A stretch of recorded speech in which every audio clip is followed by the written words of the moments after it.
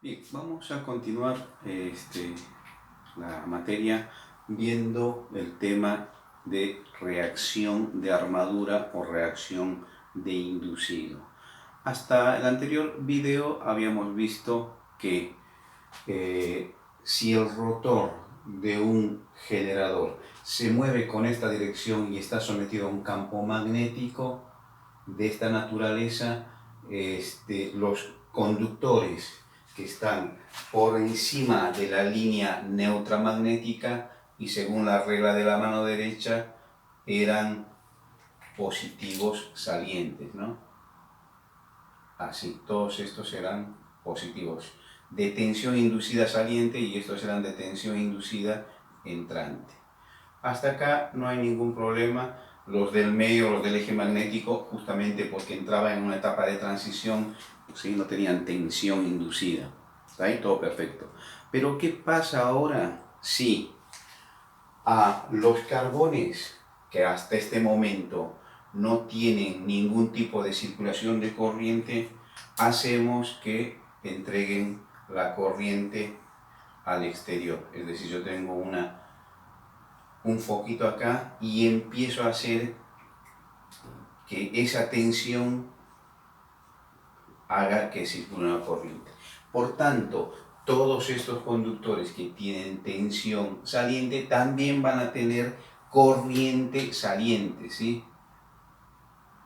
Vamos a hacer de cuenta que al ser una carga totalmente resistiva,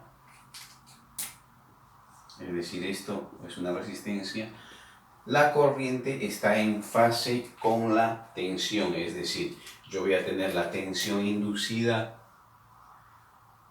E y la corriente, repito, al tener una carga resistiva va a estar en fase con la corriente. Por tanto, las tensiones al coincidir con las corrientes tienen la misma distribución. Estas van a ser positivas y las corrientes acá abajo van a ser negativas o entrantes en el pizarrón. Muy bien, hasta ahí todo bien. ¿Qué pasa ahora cuando circula corriente en una estructura de este tipo? Vamos a acordarnos de este elemento que es un electroimán.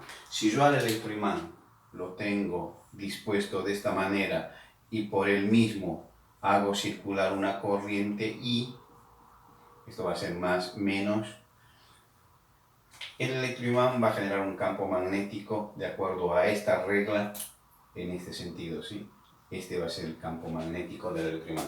Si lo quiero dibujar para que se asemeje a esto, puedo hacer lo mismo. El mismo electroimán lo voy a dibujar acá, así, pero los conductores los dibujo de esta manera. 1, 2, 3, 4 y acá abajo 1, 2, 3, 4. El primer conductor vendrá y será saliente, este de acá, saliente, saliente, saliente, porque la corriente viene por arriba, ¿sí? Y por acá la corriente es entrante. Esto es lo mismo que tengo acá, simplemente en forma rectangular. Y esta representación es la misma que tengo acá. Por tanto, este electroimán generará un campo magnético en ese sentido. Acá pasa algo similar. Cuando hay circulación de corriente de esta manera, aunque esto es giratorio, instantáneamente hay una generación de un campo magnético de inducido en este sentido. Por otro lado está el campo magnético de los campos que está a 90 grados del campo magnético inducido. La composición vectorial de estos dos campos es lo que me va a dar como resultante el campo magnético de reacción de inducido o de armadura. Bien, ahora, ¿por qué nos interesa este tema de reacción de armadura? Y principalmente en las máquinas de corriente continua, generadores en este caso que tienen colector. Nos interesa por lo siguiente. Habíamos dicho que cuando los carbones coinciden con la línea magnética, el neutro magnético del campo principal, la generación de chispas en el colector es mínima, porque el cortocircuito que hacen entre dos delgas no hay una gran diferencia de tensión. El problema es cuando el eje magnético de la máquina se corre a un eje magnético diferente, ¿sí? Y la posición de las escobillas se mantiene. Fíjense que acá yo tenía el eje magnético principal y a 90 grados estaba el eje magnético neutro y estaban colocadas las escobillas, y ahí las chispas entre las delgas es mínimo. ¿Qué pasa cuando yo el campo magnético principal lo cambio de sentido debido justamente a la reacción de armadura? Por tanto, mi eje magnético también se va a modificar. Si esto estaba a 90 grados, acá voy a tener mi nuevo eje magnético, ¿sí? Es decir, a 90 grados va a estar por acá. Ahí. Si las escobillas estuviesen acá, yo volvería a la situación principal, donde la acción de la diferencia de potencial entre delga y delga va a ser mínimo y las chispas van a ser mínimas también. Pero no es así, ¿sí? Yo las escobillas las tengo acá, por tanto, cuando esta escobilla haga el cortocircuito con estas dos delgas en esta posición, va a estar cortocircuitando delgas con diferente nivel de tensión. Por tanto, la generación de chispas, va a ser muy grande. Y eso lo que hace es deteriorar el colector y deteriorar las delgas del mismo, ¿sí? Por eso es que nos interesa el tema de la reacción de armadura. Bien, para solucionar este problema, el de las chispas, hay dos caminos. Uno, el que uno podría pensar que yo voy moviendo los carbones en función de la carga que tenga.